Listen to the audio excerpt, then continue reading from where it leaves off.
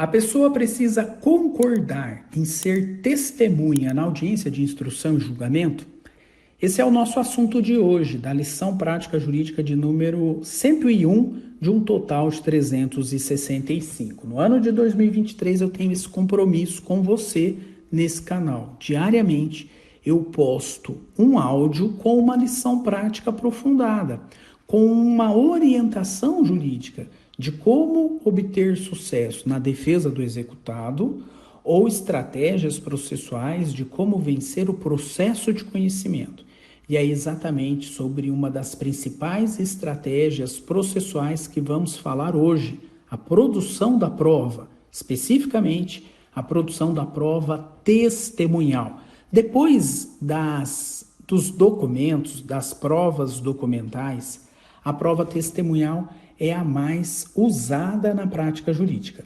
Como sabemos, a prova testemunhal é uma prova típica. Está lá prevista entre os artigos 442 a 463 do CPC.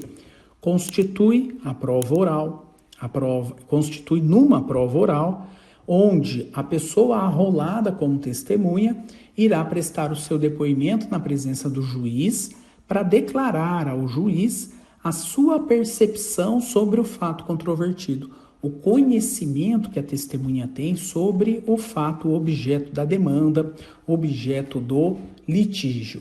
Essa prova, a prova testemunhal, claro, ela é produzida de forma oral na audiência de instrução e julgamento. E cabe às partes arrolar as testemunhas que deverão ser ouvidas durante a audiência de instrução e julgamento. Para isso, serão intimadas as partes da decisão de saneamento que admitiu a prova testemunhal e designou a audiência, para que no prazo de até 15 dias arrolem as testemunhas que deverão ser ouvidas. E aí surge uma questão importante e interessante.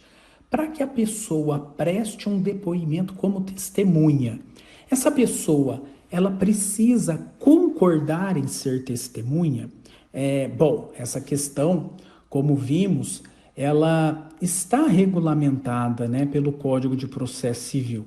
O Código de Processo Civil, ele diz expressamente que a testemunha é um terceiro, alheio ao processo, e que o depoimento da testemunha em audiência, quando ela presta esse depoimento, ela está prestando, na verdade, um serviço público ao comparecer em juízo para prestar as informações. O Código de Processo Civil, portanto, equipara o depoimento da testemunha a um serviço público. Isso está no artigo 463 do Código de Processo Civil. E a testemunha, quando intimada, ela tem deveres. O primeiro dever, claro, é o dever de comparecer em juízo no dia e na hora designado pelo juiz para que ela seja ouvida. Então, ela tem aqui o dever de comparecer à audiência de instrução e julgamento. Além disso, claro, ela tem o dever de prestar o depoimento e o dever também de dizer a verdade. A testemunha não precisa concordar em ser testemunha. Basta que a parte, autor ou réu, arrole a testemunha, para ser ouvida na audiência, independentemente da vontade pessoal dessa testemunha, dessa pessoa. E se essa testemunha for intimada a comparecer no dia e na hora designada para a sua oitiva, ela tem o dever de comparecer. A regra, portanto, é o dever de comparecer à audiência de instrução e julgamento, independentemente da sua vontade.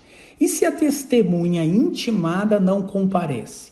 Se a testemunha intimada não comparece, o juiz pode determinar a sua condução coercitiva para que ela seja ouvida em outra oportunidade. E pode também condená-la ao pagamento das custas processuais decorrentes do adiamento da audiência, já que ela foi intimada e não compareceu. A responsabilidade é de comparecer, o dever é de comparecer, E se a testemunha não comparece, sofre consequências. Pode ser conduzida coercitivamente para a continuação da audiência em outra data, e aí o oficial de justiça vai intimá-la e no dia da audiência vai acompanhar essa testemunha até o local do fórum para prestar o depoimento, e ela pode ser condenada, inclusive, a pagar as custas decorrentes do adiamento.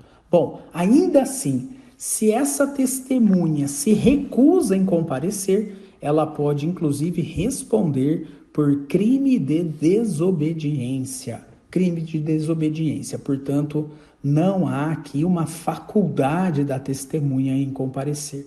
Tem que comparecer e prestar o depoimento.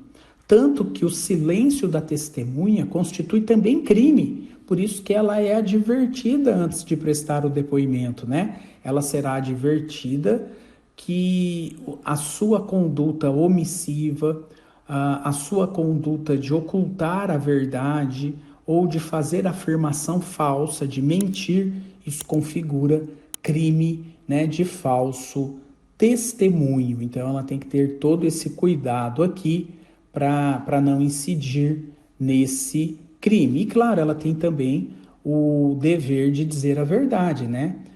O artigo 458 do Código de Processo Civil diz expressamente que no início da inquirição da testemunha, ela prestará o compromisso de dizer a verdade do que lhe for perguntado, sob pena de responder por crime de falso testemunho, nos termos do artigo 342 do Código Penal.